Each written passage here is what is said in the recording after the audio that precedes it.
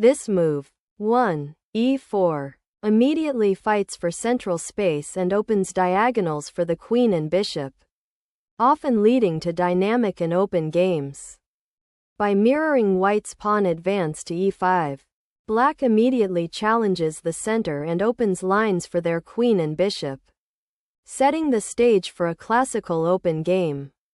This move develops a knight towards the center, attacking black's e5 pawn and preparing to castle, a fundamental principle of opening play. This move, nc6, is a classical and solid response, developing a piece towards the center and preparing to defend the e5 pawn, which is a common starting point for many popular openings like the Ruy-Lopez or the Italian game. This move initiates the Ruy-Lopez opening, a classical and strategically rich choice aiming to control the center and pressure black's knight, potentially leading to favorable pawn structures later on. This move, a6, directly challenges the bishop, forcing it to either retreat or exchange, and prepares to gain space on the queenside while clarifying the bishop's role in the Ruy-Lopez opening. This move continues the Ruy-Lopez opening, maintaining pressure on black's knight and preparing to potentially castle kingside. This move, nf6, directly challenges white's e4 pawn and develops a piece, a common response in the Ruy-Lopez to gain initiative and prepare for castling. This exchange, a common occurrence in the Ruy-Lopez, simplifies the position by doubling black's c-pawns, which can be a long-term structural weakness, but also opens the b-file for white's rook and grants white a lead in development.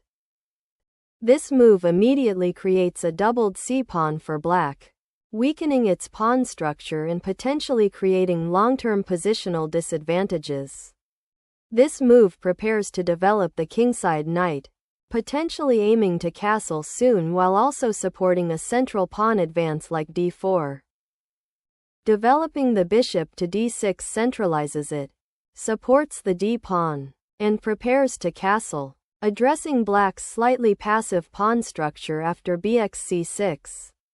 This move immediately challenges black's central pawn and aims to exploit the doubled c-pawns, opening lines for white's pieces and potentially creating a strong central pawn majority.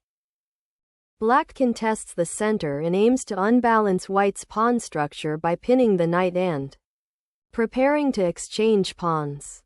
This move breaks symmetry and resolves white's central tension, opening lines for active piece play and potentially exploiting black's slightly compromised pawn structure. This move seeks to exploit white's doubled c-pawns by immediately recapturing the knight with another knight, aiming for active piece play and a potential pawn recovery. Castling here is a prudent decision to safeguard the king and connect the rooks, preparing for potential central pawn breaks and active piece play in the ensuing middle game. Black recaptures on c3 to disrupt white's pawn structure, accepting doubled pawns in exchange for eliminating a key defender and potentially opening lines for their pieces. By recapturing with the b-pawn, white breaks the symmetry and creates an open b-file for their rook, while also disrupting black's pawn structure by doubling their c-pawns. Black castles to safety, consolidating their position after the pawn structure disruption caused by white's capture on c6 and subsequent pawn recapture on c3. This move, ba3, immediately challenges black's doubled c-pawns, aiming to either simplify the position by exchanging pieces or force black to defend them, potentially creating weaknesses. This move repositions the knight to a more active square, preparing to challenge white's control of the center and potentially unpinning the c-pawn. This move, c4, aims to challenge black's central pawn and potentially create a passed pawn on the queenside after further exchanges, while also freeing up the c3 square for piece development. This move challenges white's central pawn advance, aiming to activate the f-pawn and potentially gain space, though it also weakens the light squares around black's king. This move, ing4, aggressively aims to exploit the weakened dark squares around black's king, particularly targeting the f6 pawn and potentially opening lines for white's attack. The move re8 directly challenges white's knight on e5 and prepares to recapture on c4, aiming to neutralize white's central pawn presence and potentially open lines for the rook. This maneuver repositions the knight to a more active square, aiming to contest the c4 pawn and potentially support a d4-d5 advance while preparing for further central action. This move repositions the knight to a more active square, challenging white's central pawns and potentially preparing to recapture on c3 to restore pawn symmetry. This move resolves white's minor piece issue by trading their knight for black's bishop and pawn, aiming to improve their pawn structure and open the d-file for queenside play. This move recaptures the knight and activates the bishop, preparing to challenge white's central pawn structure and potentially create a passed pawn on the c-file. This move activates the queen, connecting the rooks and preparing to challenge black's doubled c-pawns, while also offering potential support for a central pawn advance. This move reinforces the bishop's position on the queenside and prepares to challenge white's central pawn majority by potentially activating the c-file for the rook or supporting a future c5 push. This move repositions the queen to create threats against black's kingside pawn structure and the weakened c6 pawn. This move prepares to redeploy the queen to a more active square and potentially support a pawn break or defend key squares. The move redeploys the rook to the open e-file, aiming to increase pressure on black's central pawn and potentially prepare for future pawn breaks or piece activity. This move repositions the queen to a more active square, supporting the pawn on f6 and preparing to challenge white's control of the central dark squares. The move qb2 aims to reposition the queen to a more active square, potentially eyeing the b-file or supporting a central pawn push later, while also defending against any immediate threats on the c-pawn. This move prepares to reinforce the queenside and challenge white's central pawn majority, aiming to activate the queenside pawns and potentially create a passed pawn on the b-file. This pawn advance aims to challenge black's queenside pawn structure, forcing a decision about the compromised b-pawn and potentially opening lines for white's pieces. This move develops black's queenside pawns and attempts to break white's central pawn chain, aiming to gain space and counterplay on the queenside. This move repositions the bishop to a more active diagonal, intending to pressure black's queenside pawn structure and potentially exchange off black's well-placed knight on d6. This move challenges white's queenside pawn structure and aims to create play on the queenside, potentially opening lines for black's pieces. This move, bd2, repositions the bishop to a more active diagonal and supports the c5 pawn, aiming to break open the queenside and exploit white's pawn majority. This move repositions the bishop to a more active diagonal, eyeing weaknesses in white's pawn structure and preparing to challenge white's central control. This move 23, f3 aims to solidify the e4 pawn and prevent further encroachment by black's pieces on the kingside, while also preparing for potential pawn advances like g4 or h4 to create kingside play. The exchange sacrifice on e1 offers a strategic advantage by opening the e-file for black's rook and creating potential weaknesses in white's pawn structure, forcing white to address the immediate threat of doubled pawns. The exchange of rook and the recapture with the rook on e1 is strategically sound. centralizing the rook and preparing to contest the open e-file, which offers dynamic play and potential for future pawn advances or piece activity. This pawn push aims to disrupt white's queenside pawn structure and create potential queenside play, while also freeing the c8 square for the bishop. This pawn advance aims to create counterplay on the queenside and prevent black from establishing a dominant pawn chain with circa 5, while also opening up the a-file for potential rook activity. This capture opens a critical file for black's rook while forcing white to break their pawn structure on the queenside, potentially creating weaknesses for white's king. Recapturing on a3 allows white to centralize the queen and activate it for potential attacks on the kingside while challenging black's queenside pawn majority. This move advances the queenside pawn majority, aiming to create a passed pawn and gain space on that flank, while potentially challenging white's centralized pieces. This move repositions the bishop to a more active square on the queenside diagonal, aiming to control key squares and potentially support further pawn advances or create threats against black's king. This move develops the queen to a more active square, connecting the rooks and potentially preparing for future pawn pushes or central play. This move aims to centralize the queen and prepare for potential pawn advances or exchanges on the kingside, while also keeping an eye on black's passed pawn on the a-file. This pawn move is designed to create queenside space and potentially launch an attack, but it weakens the kingside and offers black an opportunity to reposition pieces favorably. This move repositions the bishop to a more active diagonal, aiming to support the central pawn push and potentially attack the queenside. This move aims to consolidate the rook on an open file, potentially preparing for future action against white's king or reinforcing key central squares. This exchange of rooks simplifies the position, removing a potential attacker for black's kingside while also opening the e-file for white's queen to potentially penetrate later on. After the exchange of rooks, recapturing with the queen on e8 maintains material equality and keeps the queen active, ready to support the pawn majority on the queenside and potentially contest control of central squares.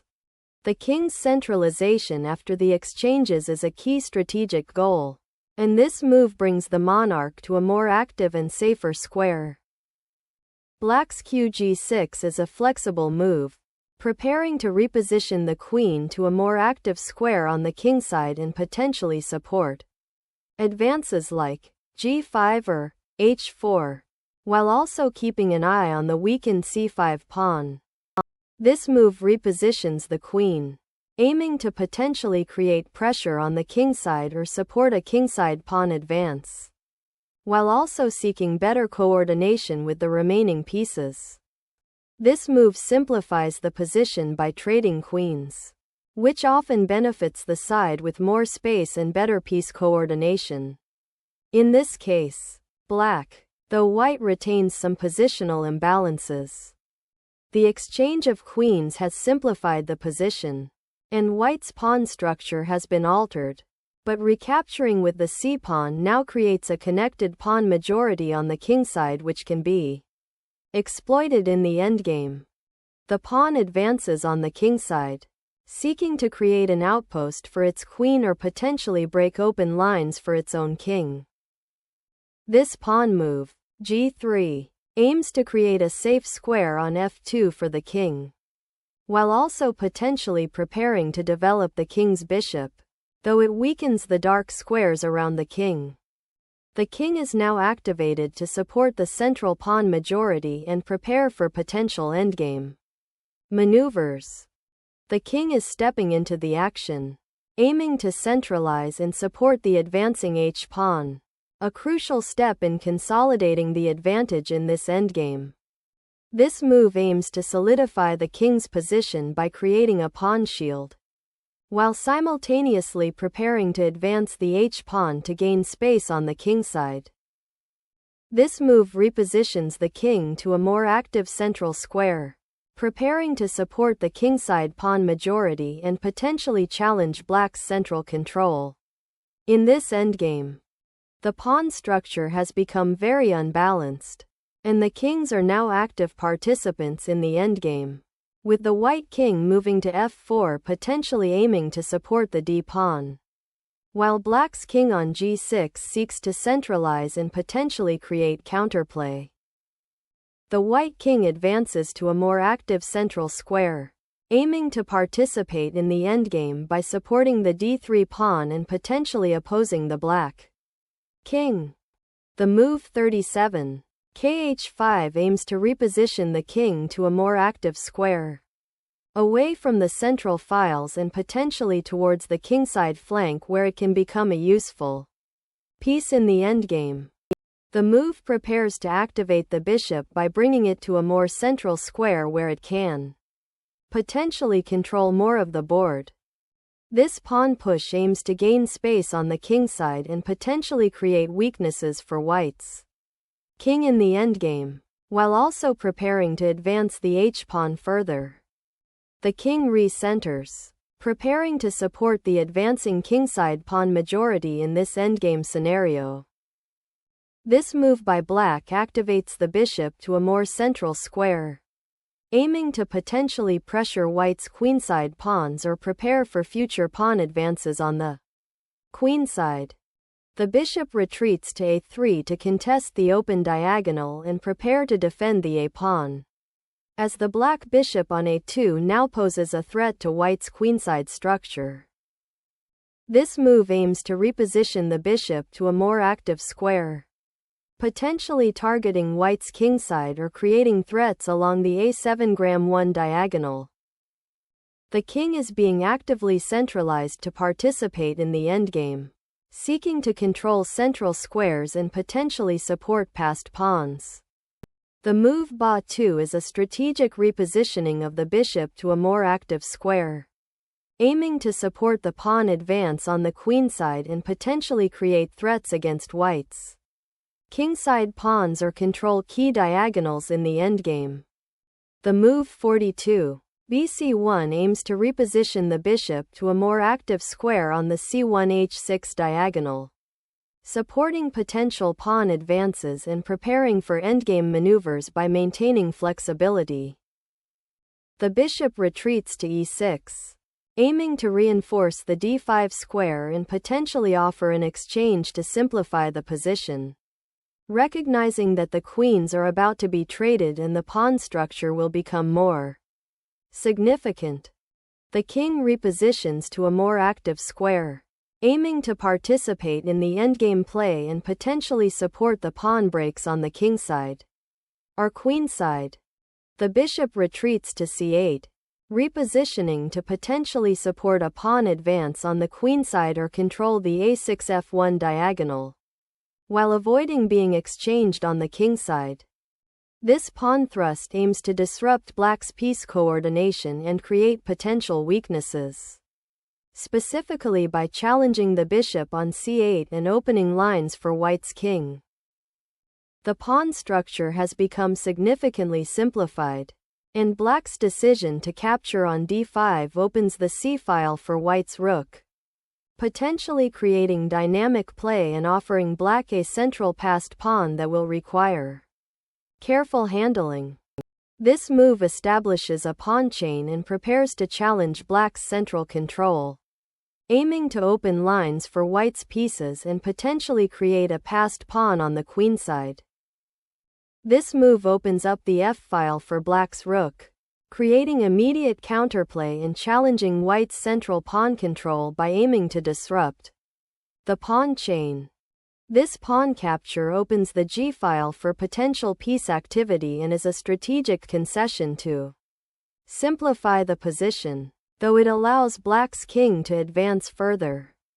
This pawn sacrifice, 46, g4, aims to open a path for the king to become more active and potentially support a central pawn advance. seeking to create counterplay against white's more advanced pawns. The king's active centralization on g2 aims to coordinate with the remaining pieces and prepare for potential pawn advances, while also preventing black's bishop from infiltrating on the kingside.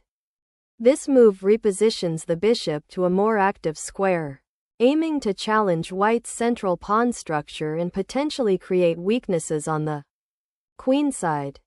The king cautiously retreats to a more secure square, preparing to centralize and support the pawn majority on the kingside while avoiding further contact with black's bishop.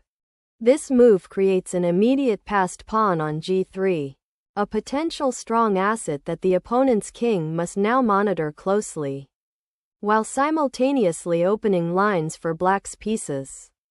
This move activates the king, preparing to support the central pawns and potentially attack the black king's defenses, as black's pawn structure is now fragmented after the pawn exchange. This move initiates a crucial tactical sequence, aiming to exploit white's exposed king by forcing open lines and creating immediate threats.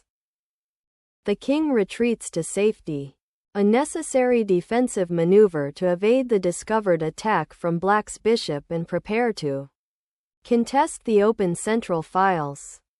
This move repositions the king to the more active square g4, aiming to support the advanced pawn on f4 and potentially participate in kingside play, while simultaneously preparing to contest the central files if black decides to push his f-pawn further.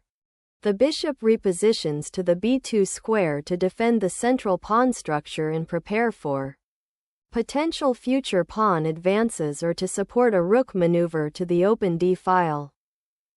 The capture of the pawn with kxf4 is a principled decision, aiming to consolidate the material advantage by activating the king and creating a passed pawn in the center, although it also exposes the king to potential counterplay.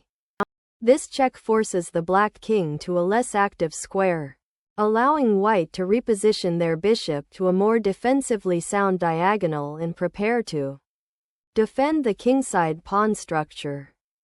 The king, now extremely active on g4, seeks to exploit the open diagonals and the weakened pawn structure, aiming to support the advance of the f-pawn and create mating threats. This move aims to reposition the bishop to a more active square, potentially targeting the black king or supporting a central pawn advance. This move solidifies black's pawn structure on the queenside, preventing white from easily advancing the b-pawn and aiming to create a passed pawn. This move prepares to contest the center by supporting the d4 pawn and potentially challenging black's pawns on the queenside, aiming to restrict black's mobility. This move retreats the king to a potentially safer square, away from the open file and central threats, while keeping an eye on white's bishops. The move king to g1 is a crucial repositioning to escape the immediate check and the potential harassment of black's advanced bishop on a2, allowing white to regroup and potentially contest the now open d file. The bishop on g6 is now excellently positioned to control the critical dark squares on the kingside and prepare for potential pawn advances, supporting the king's safety and aiming to exploit weaknesses. This move aims to bring the king to a more active position on the kingside, potentially supporting the g-pawn's advance and preparing for potential king activity in the endgame. This move aims to improve the bishop's scope and prepare for potential threats on the kingside, repositioning it to a more active square where it can participate in the game. The move 57 kg1 is a logical step to centralize the king and prepare for potential counterplay by activating the king in the endgame, despite the material imbalance.